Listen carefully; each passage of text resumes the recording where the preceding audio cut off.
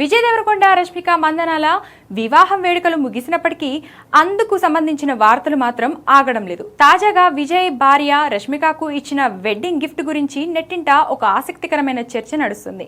పెళ్లి తర్వాత భార్యకు ఇచ్చే తొలి కానుక అత్యంత ప్రత్యేకంగా ఉండాలని భావించిన విజయ్ దేవరకొండ రష్మిక కోసం ఒక ఖరీదైన బహుమతిని ఇచ్చినట్లు సమాచారం. హైదరాబాద్ లోని ఒక పాష్ ఏరియాలో సకల సౌకర్యాలతో కూడిన ఒక లగ్జరీ విల్లాను రష్మికకు గిఫ్ట్ గా ఇచ్చారని ఫిలిం నగర్ వర్గాల్లో గట్టిగా వినిపిస్తుంది. ఈ విల్లా విలువ సుమారు 90 కోట్ల వరకు ఉంటుందని సోషల్ మీడియాలో జోరుగా ప్రచారం జరుగుతుంది. ఈ లగ్జరీ విల్లాలో అన్ని రకాల హై అండ్ ఫెసిలిటీస్ ఉన్నాయని సమాచారం.